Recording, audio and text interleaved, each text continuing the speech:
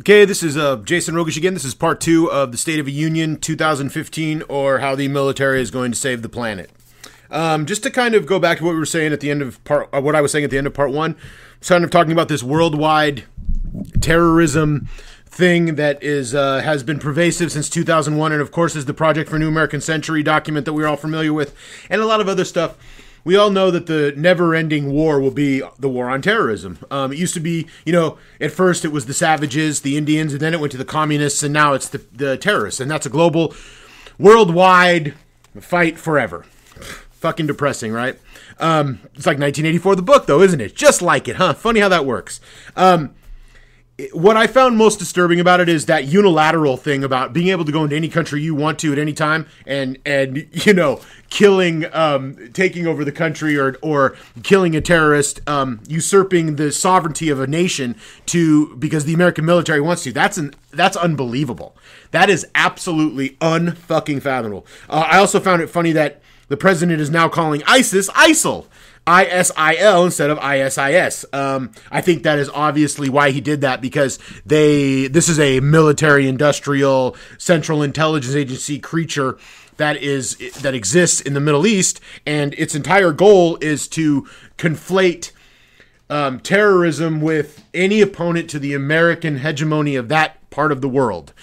Any group that opposes it, Syria, Libya, doesn't matter. It doesn't matter if you're a sovereign nation or you're just a political organization. I found that to be very disturbing, though, and I thought it was funny that they changed it from ISIS, because, of course, ISIS is Egyptian, and there's no way that people in Syria or Iraq would use that ISIS, even if it was just as a way of describing who they were, meaning it's the Iraqi, Syrian, Islamic, state, that kind of thing.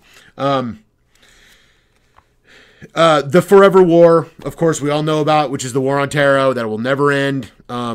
I think that's what's going to inevitably kill us as a people, as a species, if we don't get to some honesty about terrorism, if we don't seriously start talking about what the real roots of terrorism are, and what is real terrorism compared to what is state paid for, funded, ushered terrorism, so the power structure maintains its power. False flags, self-inflicted wounds, inside jobs, whatever you choose to call them, we have to at some point acknowledge the ones that are not some lone nut with it strapping on a bomb and walking into a crowded area. We've got to start finding that it's not Muslim or Jew or Christian. It's an idea. It's a way of keeping the military and keeping the police and keeping that power structure that protects the very powerful from the very poor. President Obama's speech tonight dripped with that. He is the spokesman to the protector, the guy that's in between, the CEO, between the power, the military, the people that really run the country, and us. And he constantly has to placate us with stupid platitudes. We'll get to that later. I think what we saw with what's going on when he was so proud of destroying the Russian economy, he sure did destroy it, didn't he? I mean, they basically took credit for doing economic warfare against Russia. I found that to be incredible, and I found it to be incredible that we're giving $1 billion to the Ukraine, which is the CIA war. Now they've isolated Putin. They've got the sanctions from the Ukrainian war on the Russian oil, so Russia can't move their oil where they want to or get as much as they want for it. Then we've got this collusion from OPEC, I mentioned earlier in part 1, and now he's thrilled. He's proud that he has destroyed the Russian economy, which all he did was hurt the Russian people. He's hurting human beings. For what? The Western power structures? Because they were what? Why?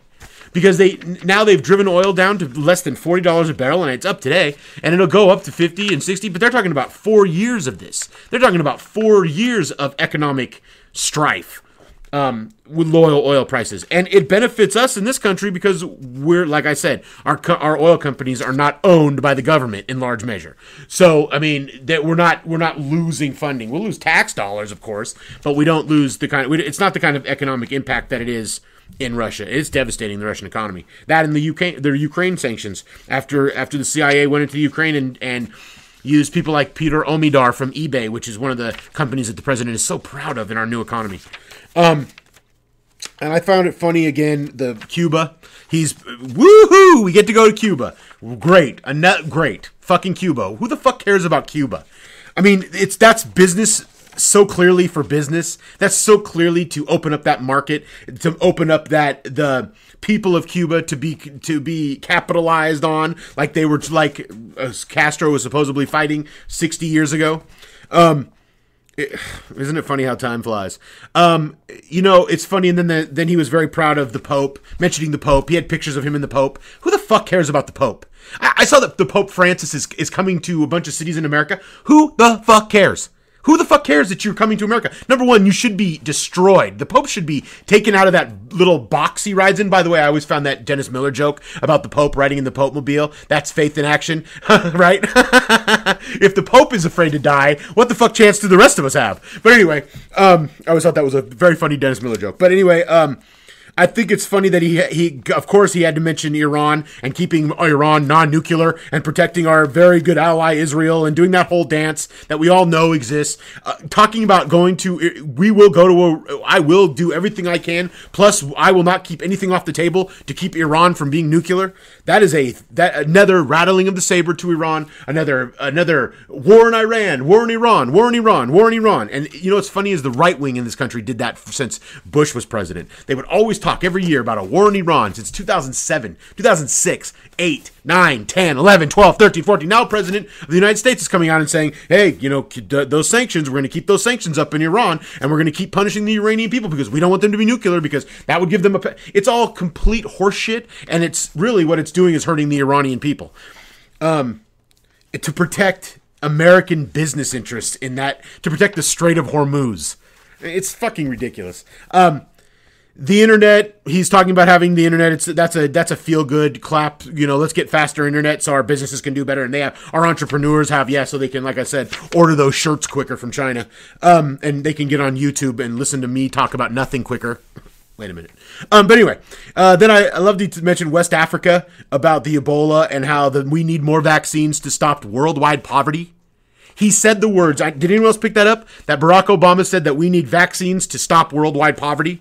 Go look it up. Is what he said. I mean, that's pretty devastating to think. That's pretty cynical to think that you're going to vaccinate people, so that's going to stop poverty. What did he mean, that he's depopulating? Well, he could stop poverty from having all these dumb babies, from all these darn black babies running around everywhere, from all these unwanted Asian babies, from all these poor people having children everywhere. Boy, that is vaccinations are going to stop worldwide poverty. Climate change, I believe, is like ISIS. It's like global warming. They used to use global warming. Now it's climate change, so they can hedge their bets either way, because supposedly we're moving into an ice age. There's that talk, and then I found it funny, the applause that he got for when he mentioned climate change was nowhere near what he got 2 years ago, 3 years ago, 4 years ago. Climate change has now become a very polarizing, not to use a pun, issue. And I think it's not just, people want to always, I watch the media and I watch the leftists in this country blame the right wing for this. They blame Dr. Ball, they blame but in fact of the matter is, we don't know what is causing global climate change or global warming. We're not sure. There are civilizations that we find all over the world off the coasts of countries that have been buried by water. There were no cars and carbon emissions then. What caused what caused the glaciers to melt and increase the sea levels then? We need to know what it is before we start suppressing people's carbon fucking footprints and carbon impact to the poorest people in the world, in the countries, to keep them from ever developing at a rate that will make them competitive with the United States or China. Which he mentioned, China and America got together, the two largest economies, and decided to cut their carbon emissions, by 2025 and have them down to 2005 standards. I mean, what the fuck is that? That means nothing. But it's all this kind of, I think it's for the tree hugger left, and I think it's so we can have more government controls that we don't need. We need government controls in certain areas and less government controls in others. And it seems like the places that we need less government controls are always the places where the government controls are the most. We need good government controls to protect our water, protect our labor, build our roads, do the things that are in the commons. But we don't need them to come in and start dictating to us, a country of the United States size, dictating to the rest of the world how they're going to economically grow and how they're going to use their manufacturing to make their own country strong. And that's not right. And I don't think America should believe that it's the owner of the world. But Barack Obama said the military is going to save the world. So, I mean, he implies it through the entire speech. The military, the military, the military. It's overly emotional, potent garbage. And by the way, all of the platitudes that he does, that I know America is better than this. I know that black or white, it's always a racial fucking issue, isn't it? Isn't it? He turned it into a black and white issue at the end like he always does because he's a race-baiting piece of shit. And he didn't do it because he was somehow making a stand against inequality. He was doing it so he could distract you with social, overly emotionally potent oversimplifications about who we are as a civilization. Making everything about, like I said in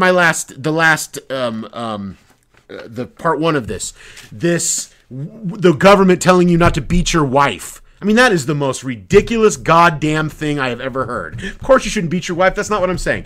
But the government to impose its will like that into your bedroom, into your home, and something that is so obvious that we all know, what are they going to say next? It's like the Chris Rock joke.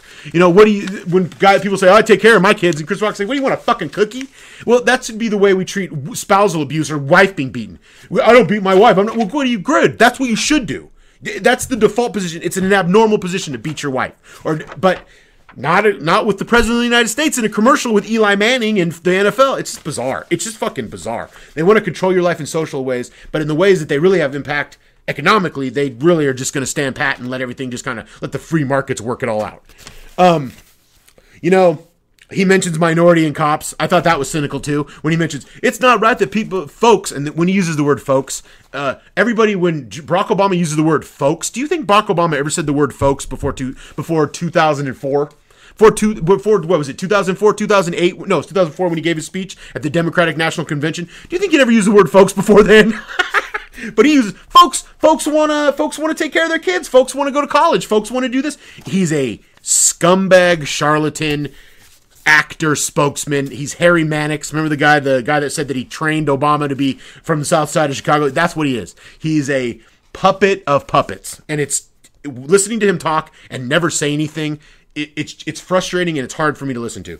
And I love how he puts the cops through. He said, but the cops should be able to come home safe too.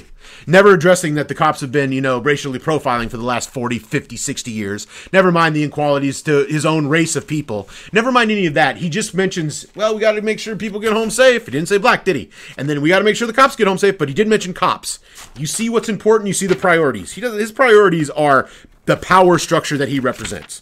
To wrap all of this up, he's overly emotional. It's sickening. They throw this stat out here: 12.5 million people worldwide protected from poverty. I don't even know what that means. I don't know how they're protected from poverty. I even Googled it, and I found a couple of different things, but it's nowhere near 12.5 million, and it doesn't make sense. What I get the impression is it's like a hypnotist mind-fucking stupid Americans who still believe in the system with social gobbledygook. He doesn't have any good ideas. What'd you get from this? The military needs to keep stopping terrorism. I'm going to make community college free. Oh, and we want a free trade officially with China and Europe.